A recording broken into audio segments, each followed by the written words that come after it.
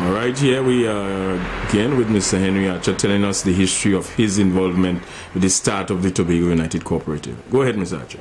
Yes, in 1949, as I said, Mr. Roach came over and was lecturing about cooperative, both consumer and the credit union. I went to the meeting, and after the meeting, I took on that credit union was a very important place to help poor people, and I went into it. I was the first treasurer, I was the first president, and I am the only president that is still alive of Mount Pleasant Credit Union. And the co-op now, the Tobago United Co-op. Up to this day. Yes. In the co-op, I began going from place to place telling people that they should put money together so that we can open a business. They did accept, and we started the co-op at Canby Junction. It grew, and 2 years after, we bought the property owned by the cooperative, where the people now have what they call a gambling hall. They call it what? A casino. Yes, they have that property we bought when I started the cooperative. Years after, because it was going very, very strong, we had branches. Then I was invited that we should get together in Scarborough. And I went in, I pulled down the old building, I put up the first cooperative building in Scarborough, upstairs, downstairs. I was the builder, and we continued cooperative. Frank Latour was the first chairman of that sector, and R.J.D. Nas was the secretary treasurer, and Armstrong was assistant secretary to Mr. Nias at the beginning.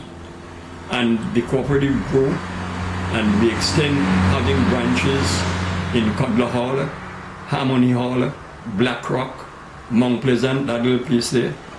And so I worked there until I retired. But I can tell you, there's always an issue when you do your best and some people doesn't like it.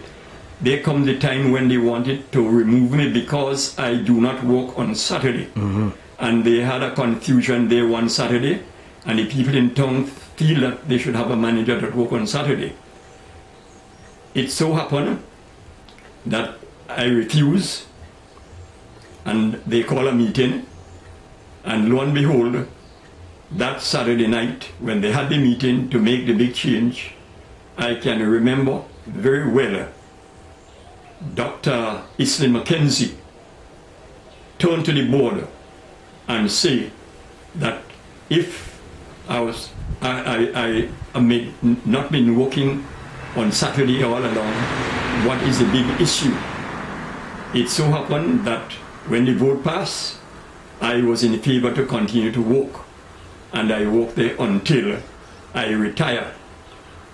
But sad to say, I can say it very clear, after I retired, the very man Frank Latour came to my house and told me that the co-op is going to hell down. Why not start a business? I said no. I started the cooperative, and if I do that, it would look like if I'm fighting now against them. I did not do it. And it ended up that they lose the property where the bank is now, Royal Bank. I was the manager when that property was bought. They lose the property at Black Rock. They lose the property at Canby. And they lose a lot. Only God save the one that we have where the inland revenue is. We still own that.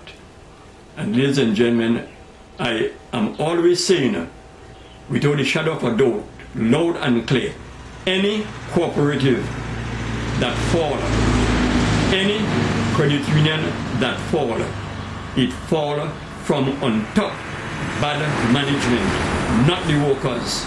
And this is what the people want me to believe. I told them very clearly, it was the same workers working with me. When we thrive, it was bad management that caused them to be where they are. Right. Thank you very much, and all the best, Mr. Henry. Mr. Archer.